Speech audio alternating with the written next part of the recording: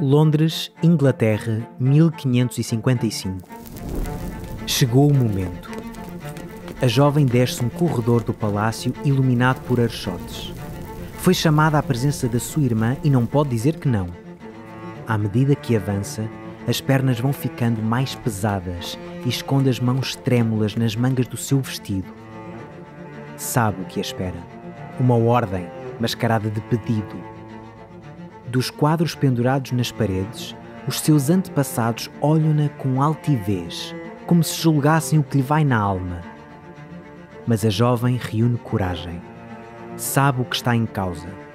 A pressão da sua irmã e da sua família, a igreja e o país inteiro. As portas abrem-se.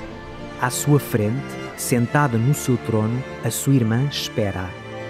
A jovem ainda não se habituou a ver nela a rainha de Inglaterra. Continua a imaginá-la pequena e frágil, agarrada aos seus bordados, a rezar noite dentro e a chorar pela mãe. A jovem ajoelha-se à frente da sua rainha e escuta. Arranjaram-lhe um marido, um duque simpático, bem parecido e, acima de tudo, católico fervoroso, a quem convém agradar. A jovem sente as lágrimas a caírem pela face. A sua irmã continua, numa voz mais austera. Tem de dizer que sim. Tem de aceitar casar com o duque para o bem delas, as duas para o bem de Inglaterra. A jovem levanta a cabeça. Vê a rainha, a sua irmã, que aguarda uma resposta.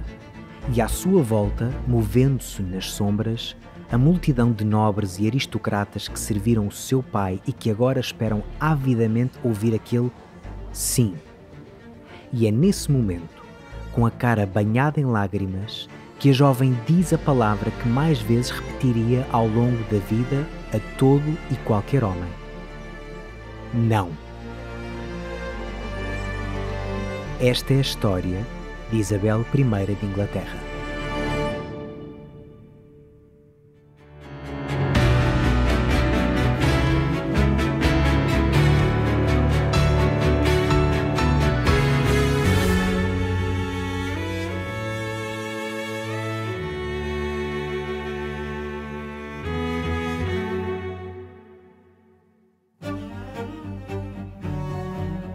Assim que nasceu, Isabel começou logo a fazer o que mais tarde a tornaria famosa: desapontar os homens da sua vida. A sua história começa em pleno dramalhão dos Tudors, mais especificamente em 1533.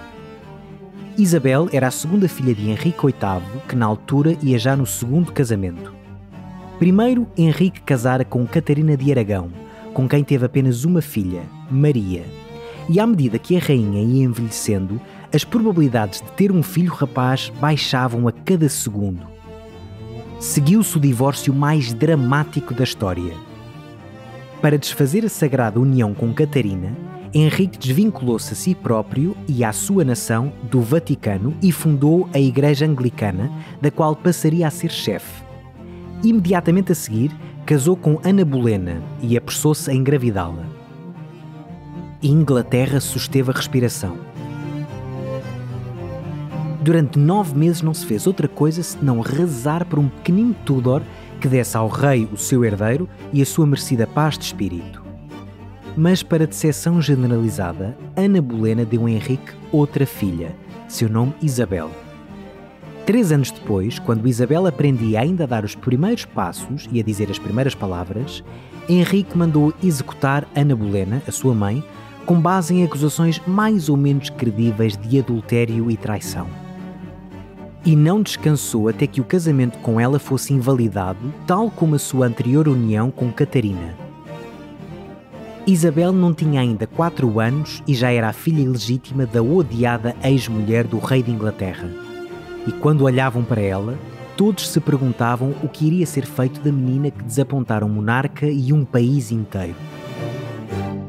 Mas a maré de azar do pai de Isabel estava prestes a mudar, pelo menos por algum tempo. Em 1537, a terceira esposa de Henrique, Jane Seymour, deu-lhe finalmente um herdeiro masculino, Eduardo. Infelizmente, a mãe da criança morreria 12 dias após o parto, mas Henrique conseguira o que mais desejava. Eduardo seria o seu herdeiro direto. E apesar de tempestuoso, Henrique nunca chegou a negligenciar nem Maria, filha da primeira mulher, nem Isabel, filha da segunda. Pelo contrário, Isabel seria mesmo declarada a terceira na linha de sucessão. Foi-lhe também dada uma educação completa sob a batuta de vários tutores ilustres. E enquanto o pai se focava no governo do país e na educação de Eduardo, Isabel desenvolveu um talento natural para línguas a que se dedicou fortemente, a par do interesse pelas minúcias da nova teologia anglicana, isto é, a igreja que o pai fundara para poder casar com a mãe. Uma década depois morreu Henrique VIII. Como previsto, o seu filho Eduardo foi coroado rei com apenas 9 anos. Não estava ainda pronto para exercer o poder, precisando da ajuda de um conselho de regência que deveria fazê-lo por ele.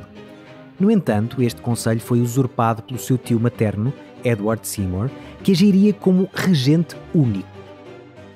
Também o destino da jovem Isabel, agora órfã, caiu nas mãos dos Seymour. A certa altura, Catherine Parr, a viúva mais recente de Henrique, casou com Thomas Seymour, irmão do tal regente que usurpara o conselho, e a jovem Isabel passou a viver com o casal. Acontece que Thomas invejava o poder do irmão que liderava a Inglaterra em nome do sobrinho. E assim que Catherine Parr morreu a dar à luz, Thomas limpou uma lágrima falsa e foi bater à porta de Isabel. Queria casar com a filha do anterior rei, a terceira na linha de sucessão, e assim chegar ao poder. Tudo isto era normal na vida de um Tudor. A ideia de casar com um tio do meio-irmão, tio esse que por sua vez tinha sido casado com a ex-mulher do seu pai, tudo para que este primeiro tio pudesse irritar um segundo tio, esse bem mais poderoso, tentando que acabasse sem cabeça a tempo da hora do chá. O que não era normal foi o que Thomas Seymour fez a seguir.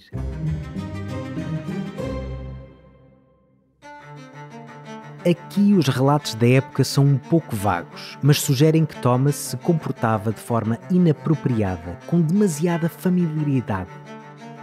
Quando as maquinações de Thomas foram descobertas e a sua tentativa de casar com uma herdeira ao trono levaram a uma acusação de traição, Isabel foi chamada a testemunhar. Era uma mulher ainda jovem, a ver a sua vida privada a ser devassada a bem do reino. Impávida e serena, com as suas mãos calmamente pousadas sobre as saias, descreveu os avanços perversos do réu, que podem ou não ter colocado em causa a sua virtude. No final do dia, Thomas foi executado com 2 pesados golpes de machado, fazendo rebolar pelas ruas de Londres a cabeça que sonhara em usar a coroa. Conta a lenda que, ao saber da sua morte, Isabel terá dito: "Hoje morreu um homem de muito espírito e pouco juízo." Tinha 15 anos de idade.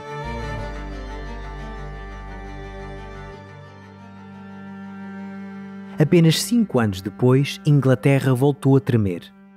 Eduardo VI, o rei adolescente e filho do grande Henrique VIII, morreu prematuramente de tuberculose. Pelo caminho deixou uma herança envenenada às meias irmãs. Tanto Maria como Isabel ficavam excluídas da linha de sucessão, sendo substituídas por Lady Jane Grey, uma das sobrinhas do tal Edward Seymour que mexia todos os cordelinhos. No entanto, ninguém levou a proposta a sério, e em apenas 9 dias a pobre Jane Grey foi executada. Cansados de fazer rolar cabeças, os ingleses decidiram finalmente voltar-se para as filhas de Henrique VIII. E foi assim que subiu ao trono a meia-irmã de Isabel, a princesa Maria. Ora, acontece que Maria I era tão ou mais católica que a sua mãe Catarina de Aragão e apressou-se a reverter o processo iniciado pelo seu pai.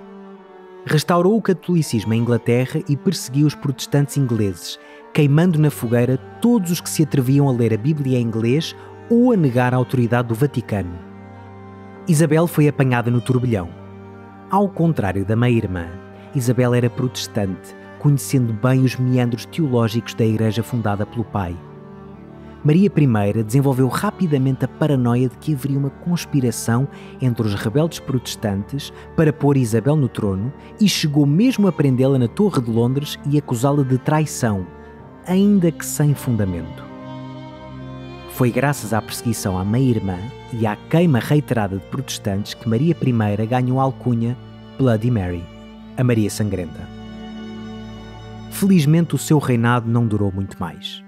Morreu aos 42 anos, doente e odiada por parte significativa da população. O seu legado inclui um historial de violência, um país em apuros e o nome perfeito para uma bebida à base de vodka e sumo de tomate.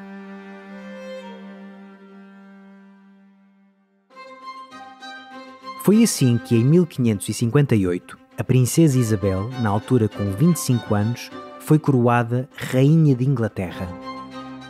Prometeu desde logo um retorno à reforma anglicana. Aliás, durante a sua coroação terá beijado uma Bíblia em língua inglesa, colocando-a depois ao peito. Mas a crise da sucessão não deixava a Inglaterra em paz. Com os seus irmãos mortos e enterrados, Isabel era o único garante da linhagem dos Tudors, e a norte surgia um perigo. Maria Stuart, rainha da Escócia e católica fervorosa, podia muito bem descer até Londres e reivindicar o trono, com a ajuda dos católicos que ainda faziam luto de Maria I. Por isso, um grupo liderado pelo arcebispo da Cantuária apressou-se a dar a boa nova à rainha. Isabel podia ser muito bonita e muito esperta, podia saber latim, podia restaurar a igreja anglicana e até pôr ordem em Inglaterra, mas de longe o mais urgente era mesmo casar e ficar grávida. Foi aqui que começou uma tensão perpétua entre a rainha e os seus súbditos. É que Isabel não queria mesmo, mas é que mesmo nada casar-se. Ao longo da sua juventude tinha-lhe oferecido o ocasional pretendente, mas sempre recusara todos os avanços. E agora tencionava reinar a solo sem um rei consorte. Pretendentes não lhe faltavam e eram de gabarito. Filipe II de Espanha, que casara com Maria I há apenas alguns anos, pediu-a oficialmente em casamento pouco depois da sua coroação. James, Earl of Arran, representando os protestantes escoceses, também se apresentou como potencial marido, trazendo consigo a união da Inglaterra e da Escócia. Henrique XIV, rei da Suécia, juntou-se à fila de candidatos, dando-lhe prendas generosas e elogios sinceros. E seguiram-lhe 2 duques franceses, um dos quais, Henrique, viria mesmo a ser rei. A este desfile de príncipes encantados, Isabel respondia sempre da mesma maneira. Primeiro, ignorava as missivas. Depois deixava que corressem rumores de um possível casamento, com todas as vantagens políticas que daí pudesse extrair. A seguir, arrastava ao máximo uma resposta final, que é como quem diz, fazia-se difícil. E finalmente, quando o pretendente já arrancava os cabelos de desespero, Isabel regressava às suas juras de castidade. Em nenhum momento quis genuinamente casar com qualquer um destes homens.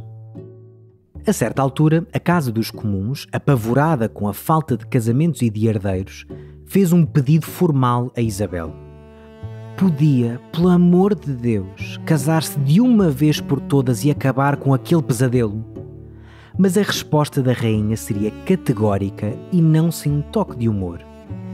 Sim, para satisfazer os cuidados do casamento, já me juntei em união a um marido, a saber, o Reino de Inglaterra. E no final, ser-me-á isto suficiente, que uma pedra de mármore declare que uma rainha, tendo reinado tal tempo, viveu e morreu virgem.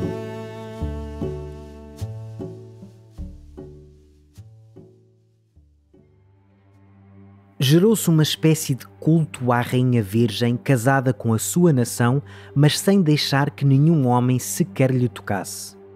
Isabel insistia em ficar sozinha e a manipulação de pretendentes tornou-se na sua tática política favorita.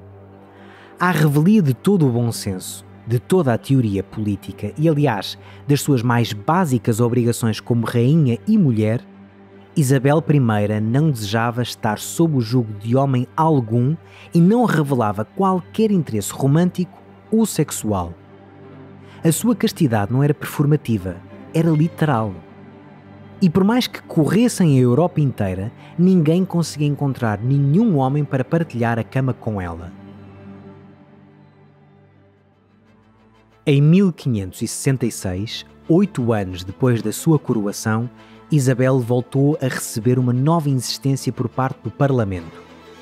Compreendiam perfeitamente os seus votos de castidade e até admiravam a sua fé e perseverança. Mas a situação estava a tornar-se ridícula. Tinha de casar e era já! Inglaterra estava a uma epidemia de tuberculose ou a uma queda de cavalo de distância de ficar sem rainha e sem herdeira ao trono. Mas para frustração dos seus críticos, Isabel soube lidar com todas as ameaças que enfrentou. A perigosa Maria Stuart da Escócia foi capturada, julgada e executada em 1587. E um ano depois, Isabel ganhou mais uma vitória histórica que para sempre cimentaria o seu legado como defensora de Inglaterra. Repeliu a invasão da Armada Invencível, a frota espanhola de Filipe II, sim, esse mesmo, um dos inúmeros reis que Isabel recusara. A Armada Invencível era de uma magnitude nunca antes vista, e a inesperada vitória das embarcações menos imponentes, mas mais versáteis dos ingleses, seria um ponto de viragem da política internacional. A Rainha Virgem enfrentara um império e voltara a pôr Inglaterra no mapa. E aproximando-se a batalha, Isabel terá proferido o seu mais famoso discurso em que usava a sua condição feminina a seu favor. Sei que tenho o corpo de uma mulher fraca e débil, mas tenho o coração e estômago de um rei e de um rei da Inglaterra, e menosprezo Parma, Espanha ou qualquer príncipe da Europa que ouse invadir as fronteiras do meu reino. Eu mesma empunharei as armas, eu mesma serei general e juiz e saberei recompensar cada uma das vossas virtudes no campo de batalha. Até os seus inimigos lhe fizeram uma vénia metafórica. Isabel não estava para brincadeiras e, pelos vistos, não precisava de um rei ao seu lado para executar os seus inimigos políticos nem para defender a soberania do seu reino. Demonstrara estar muito para além do que à época se esperava e permitia a uma mulher. E se a pressão para que casasse continuava, por motivos políticos e pela pressão dos costumes, Isabel desafiou o seu parlamento lutando para dar tudo o que podia ao seu povo. Tudo menos a sua intimidade. Tudo menos ser quem não era.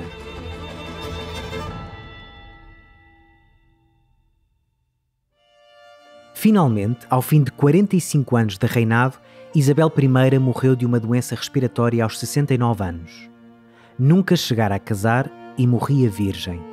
Mas mais importante ainda, não deixava descendência. A sua teimosia tornara na última monarca da dinastia dos Tudor, que governavam Inglaterra há mais de um século. Ironicamente, a sua morte abriu caminho ao antigo medo dos ingleses. Quem herdou o trono foi Jaime VI da Escócia, filho da Maria Stuart, que Isabel mandara executar, uma vez que era descendente direto do avô de Isabel, Henrique VII. E com o novo rei veio também um novo reino. Pela primeira vez, as coroas inglesas e escocesas caíam sobre a mesma cabeça. Seguir-se-ia, como previra o Parlamento, um século conturbado para a Inglaterra, pleno de revoluções e guerras religiosas. Mas o legado de Isabel é inegável. A Inglaterra da sua morte foi também o país de Shakespeare, Ben Jonson e Francis Bacon, e o seu estilo sereno e constante garantiu a estabilidade e soberania inglesas num período particularmente conturbado.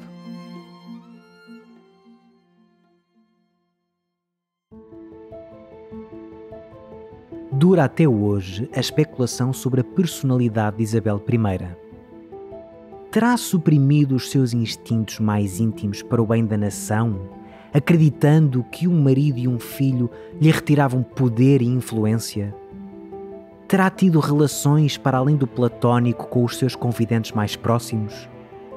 ou terá renegado o casamento e a sexualidade por um trauma intenso, provocado pelas relações sangrentas do seu pai ou pelo eventual abuso por parte de Thomas Seymour? Seria tudo um caso de puritanismo religioso extremo? Ou será que os ditames da época simplesmente tornavam o casamento inapetecível para uma mulher de armas como Isabel? Uma coisa é certa: se quisesse, Isabel poderia ter tido reis e amantes mais ou menos platónicos e em segredo ou em público. E não o fez. Hoje poderíamos descrevê-la como aromântica e assexual, simplesmente avessa e desinteressada em relações sexuais e afetivas. Sem a castidade de Isabel e a sua claríssima aversão ao sexo oposto, os seus herdeiros continuariam a linhagem dos Tudor, e só podemos imaginar como os destinos de Inglaterra e da Europa seriam diferentes. A misteriosa teimosia de Isabel faz-nos pensar no papel da mulher àquela época, no papel de um estadista e no conflito eterno entre a vontade pessoal e o dever perante os outros e o próprio país. Isabel foi uma fantástica rainha, mas falhou num ponto essencial, aquele a que nenhuma rainha deveria poder fugir e que levara a sua própria mãe à lâmina do carrasco: produzir um herdeiro varão. Traçou uma linha intransponível entre o seu país e a sua própria intimidade, recusando-se a fazer o que não queria só porque era o que esperavam dela. Isabel não queria mesmo nada à companhia de um homem. Foi tudo para o seu país, menos a mãe do próximo rei. E não é toda a gente que pode gabar-se de ter mudado a história não através da sua sexualidade, mas da sexualidade que escolheu não ter.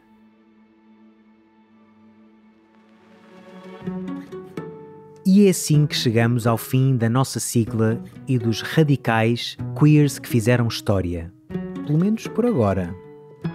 Foram 7 episódios, 7 histórias que nos ensinaram que quer sejamos uma costureira da Bahia, ou um rei com gostos luxuriosos, uma cantora de ópera ou um espião vestido de mulher, uma escrava que se torna cirurgiã ou uma rainha africana ou inglesa, a história é feita daqueles que desafiaram tudo e todos e tiveram a coragem de ser verdadeiramente radicais.